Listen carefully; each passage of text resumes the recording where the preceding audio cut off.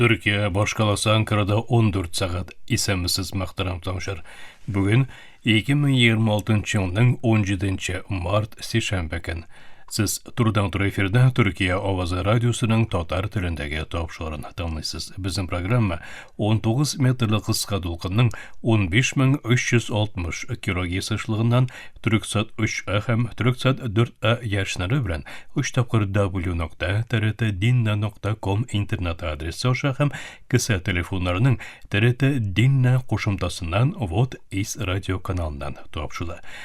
Тапшуыбыздың бүгінгі чаралышында соңгы хәбәрләрдән соң Татарстан хәбәрләре программасы белән Төрки дөньяның мәдәни мирасы язмасын тәкъдим итәрбез. Тапшуыбызны Коръән Кәримнең Кадр сүрәсенең 1-нче алып 5-нче кадәрге аятлары белән башлыйбыз. أعوذ بالله من الشيطان الرجيم بسم الله الرحمن الرحيم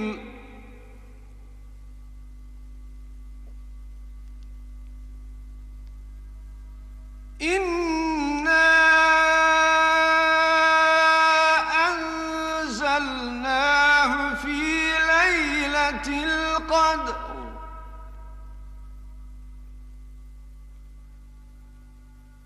وما أدراك ما ليلة القدر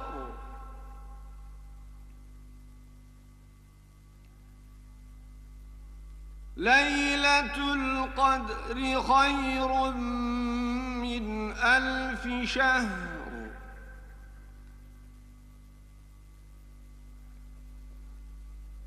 تنزل الملائكة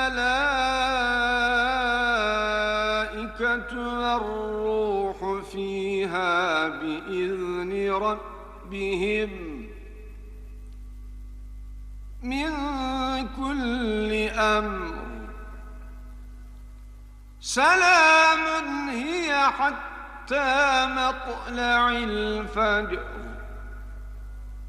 صدق الله العظيم. Рахман ва Рахим булган Аллаһ исеме белән. Хакыйкать шулдыр ки, без аны Коръәнне Кадр кичәсендә иңдердек. Кадр кичәсенең ни икәнен беләсеңме? Кадр кичәсе 1000 айдан да хәерлерәк. Ул көндә фәрештәләр ва изге рух Җабраил Раббының рөхсәте илә аның әмерләрен җиренә җиткезер өчен бер-бер артлы иңеп кенә торырлар. Кадр кичәсе, иминлек кичәсе таң ата башлаганга чаклы дәвам итәр. Мөхтәрәм шәрсез Коръән Кәримнең Кадр сүрәсенең 1-нче алып 5-нче кадәрге аятларын һәм ачыклауларын тыңладыгыз.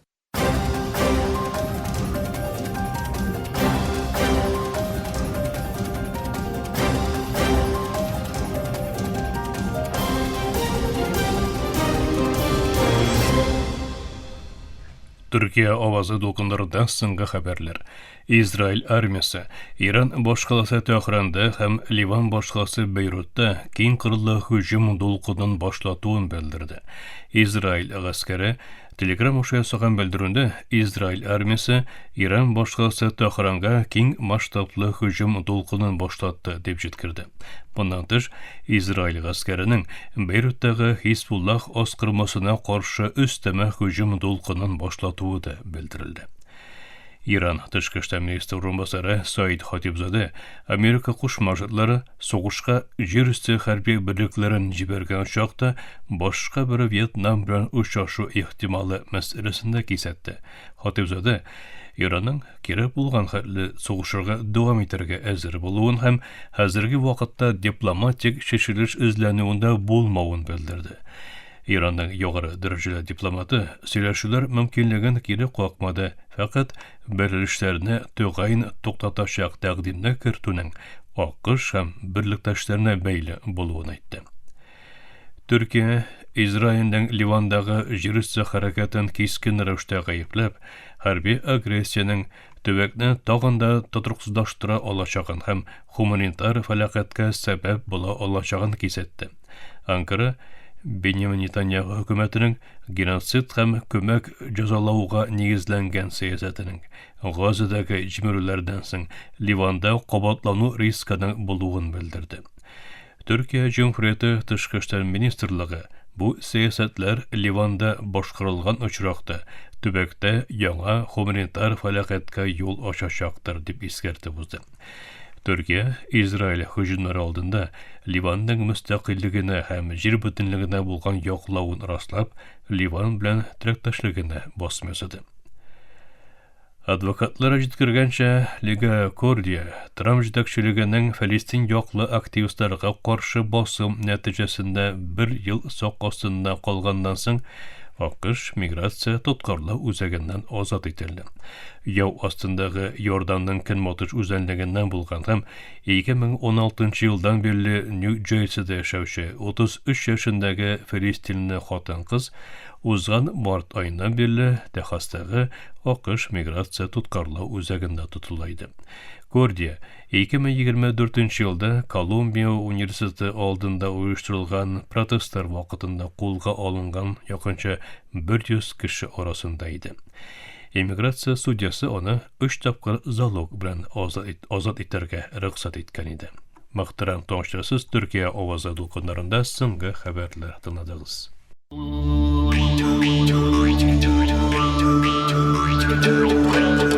Төрки дөньяның мәдәни мирасы.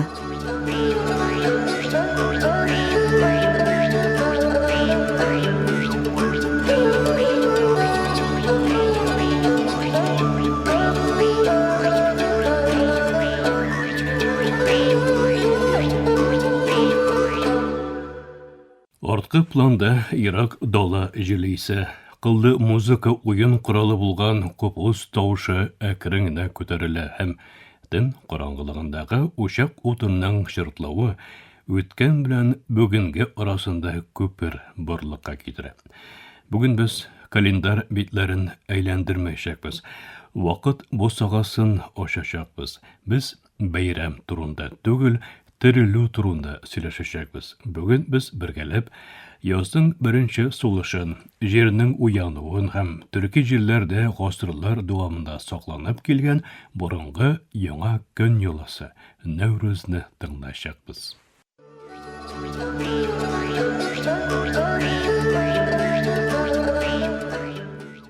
Нәүрүз төрек мәдәниятендә бары тик көннең башлануы гына түгел, тормышның яңадан тууын да символлаштыра. Көн белән төн тигез булган нечкә сызыкта табигать үз тигезлеген таба, кешелек үзенең эчке караңгылыгын һәм яктылыгын да исәпкә ала. Яз җиткәч, карлар гына эреми, безнең ичебездәге туңган өметләр дә уяна. Шаңкыры Нәүрүз календар башлангычыннан күбрәк нәрсә ул, тормышның яңаруы ул. Орта Азия дәүләрендә яшәүче төрки җәмгыятьләре өчен ел фасыллары тормышның төп өлеше булган. Кояшның күк йөзендәге хәрәкәте, җил юнәлеше, кар эруе һәм су агымы табигать күренешләренә түгел, тормыш ритмы да иде. Табигатьнең бу бөек уянуы төрки җәмгыятьләр өчен яңа елның башы дип санала. Бу яңадан туу көне Нәүрүз буларак үз урынын ала. Төрек мифологиясендә Нәүрүзнең иң көчле символы Эргенекон дастарында сурәтләнә. Риваятка күрә, төрекләр Эргенекон исемле тар бер үзәнлектә гасырлар буе камалышта кала. Соңыннан Тимер тауны эритеп азатлыкка ирешә һәм ул көн язның беренче көне була. Бу хикәя физик азатлыкны түгел, рухи терелүне дә чагылдыра. Тимернең эруе, язмышның үзгәрүе, чүкеш тавышы, чылбырларның өзелүе, очкын ирек, азатлык нуры. Шуңа күрә кайбер төбәкләрдә Тимер кую йоласы Нәүрүз көнендә дә дәвам итә. Һәр сугу үткәннән киләчәккә таба сузылган хәтергә чакыру булып тора.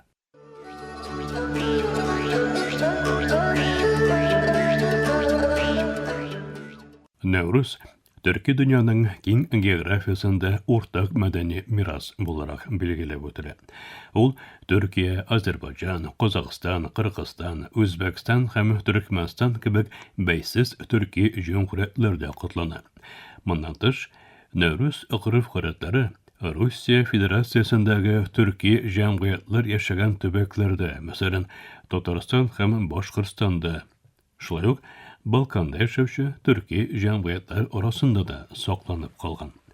Азербайҗанда Нәүрүз алдыннан су, ут, җил һәм туфрак шәршәмбеләре билгеләп үтелә.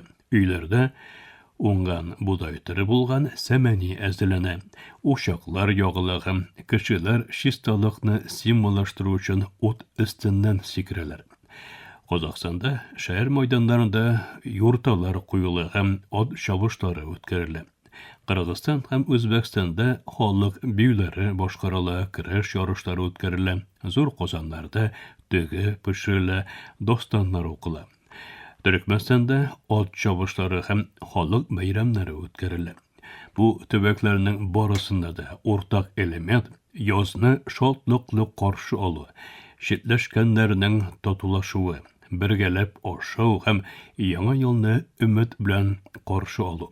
Чөнки төрки дөньяда Нәүрүз табигатьнең дә, кешелекнең дә яңаруын символлаштыра. Хәзерге чорда бетон кешелекне табигаттан ераклаштырган кебек тоелса да, Нәүрүз безгә һәр елны бер үк хакыйкатьне искә төшерә. Кыш күп мәгънә озын булмасын, яз һичшиксез киләчәк. Өмет ничек кенә зәгыйф күренсә дә, ул яңадан шытып чыгачак. Кеше йыгылган җиреннән күтәрелә ала. Караңгылыктан соң яктылык барлыкка килә ала. Шуңа күрә Нәүрүз сабырлык дәресе, терелү хикәясе һәм өмет фәлсәфәсе.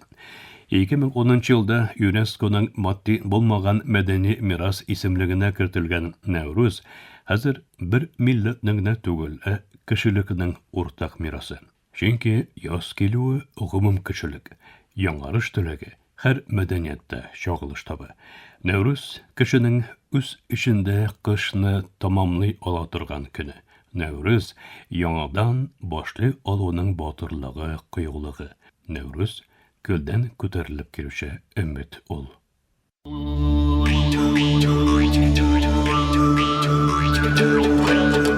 Төрки дөньяның мәдәни мирасы.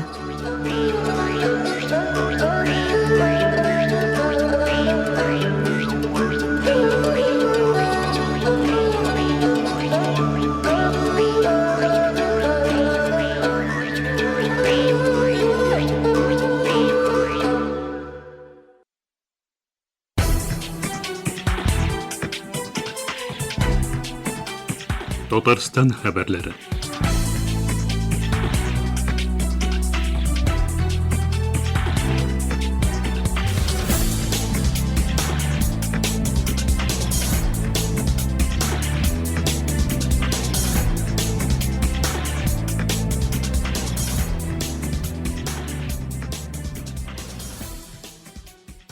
Икең 26 елның 13 мартында Казан Экспо халыкара күргәзмәләр үзәгендә 14-нче республика күләм ифтар узды. Чарада Татарстан рәисе Рөстәм Миңнеханов, чит ил дәүләтләренең Казандагы генерал консуллары, Берләшкән Гарәп Әмирлекләре, Катар илчелеге вәкилләре, Ингушетия, Дагыстаннан делегациялар катнашты. Милләт-ара татулыкның үрнәге буларак башка дин әһелләре дә чакырылган иде. Программа Коръән уку һәм дуга кылу белән ачылды. Ифтарның рәсми өлешен Татарстан мөфтиенең беренче урынбасары Илфар хәзрәт Хәсәнов алып барды. Ул кыскача тарихка тукталды. Ифтар кунакларын Татарстан мөфтие Камил хәзрәт Сәмигуллин сәламләде. Ураза фарыз кылынды. Ураза тәкъвалыгыбызны арттыра. Рамазан аенда җәннәт ишекләре ачыла, тәмук ишекләре ябыла, шайтан чылбырга бәйләнә. Кем Рамазанда уразада булса, аның барча гынахлары гафу ителер. Гаит көнендә яңа туган балалардай чип-чиста халәттә очрашырга насыйп булсын дип мөрәҗәгать итте Дения нәзарәте рәисе. Ифтар программасының махсус кунагы буларак Дагыстан Республикасыннан ислам нәшидләрен башкаручы Нәшидүл Ислам төркеме җырчылары чыгыш ясады.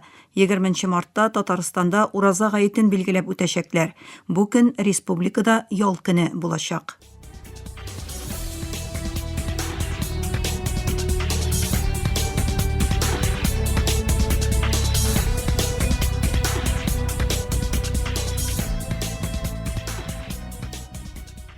14 мартта Казан Экспо халыкара күргәзмәләр үзәгендә 10-нчы тапкыр Fashion Iftar узды. Рамазан айының иң матур чараларыннан берсе 10-нчы Fashion Iftarга Татарстаннан гына түгел, Русияның башка шәһәрләреннән дә меңнән артык хатын-кыз җыелды. Быел ифтар татар мәдәниятына һәм ирек темасына багышланды. Ул чараның төсендә зәңгәр һәм күк төсләрдә чагылыш тапты.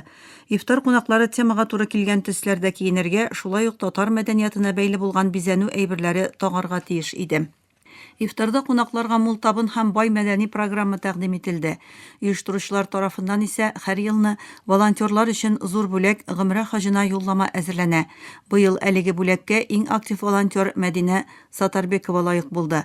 Кичәнең кульминациясе һәм иң дулкынландыргыч мизгел кунаклар арасында төп приз хаҗыга юллама уйнату булды. Мәккәгә зур хаҗ сәфәренә юлламаны Гөлфизә Шәрәпова отты.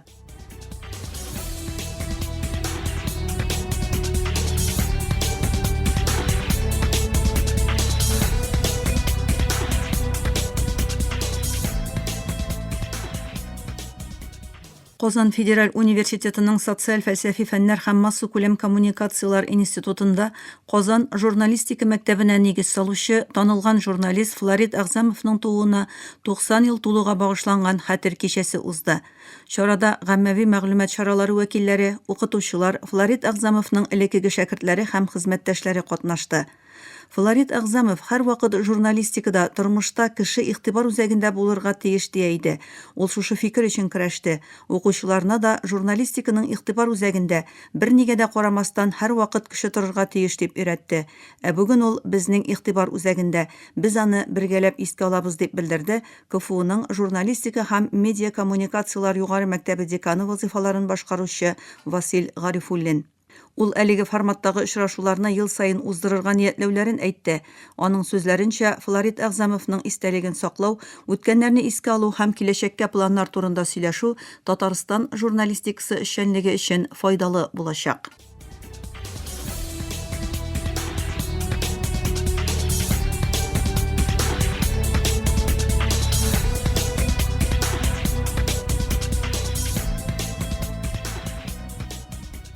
Казанда татар телен өйрәнүгә һәм милли мәдәниятны үстерүгә багышланган үз телем бәйгесенә гаризалар кабул ителә башлады. 2026 елда бәйгенең гомуми приз фонды 5 миллион сум. Казанда татар телен өйрәнүче затлардан тыш бәйгедә Идел буе халыклары Чуаш, Удмурт, Мари, Мордва һәм Татарстан башкаласында даими яшәүче башкорт вәкилләре 14 яшьтән 35 яшькә кадәрге яшьләрдә катнаша ала. Катнашучыларга туган телләрне өйрәнүгә һәм милли мәдәниятларны үстерүгә юнәлдерелгән заманча һәм үзенчәлекле проектлар эшләргә тәкъдим ителә. Булар кызыклы китаплар, комикслар, мобиль кушымталар, подкастлар, видео проектлар, спектакльләр, музыкаль тәкъдимнәр һәм башка форматлар булырга мөмкин. Тапшыруда Татаринформ хәбәр агентлыгы язмалары кулланылды.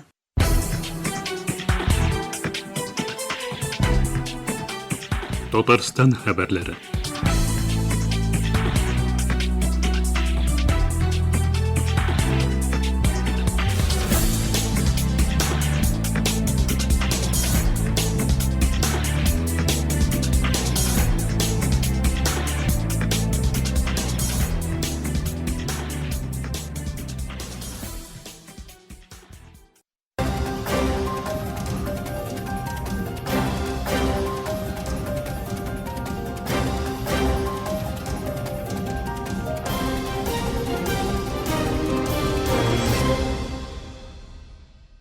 Мактарам тыңлаучылар, Төркия авазы радиосының татар телендәге тапшырулары шушының белән ахырына якынлашты. Тапшыруларыбызны Яршан, интернет һәм кесә телефоннарының ТРТ динне кушымтасы аша тыңлыйсыз.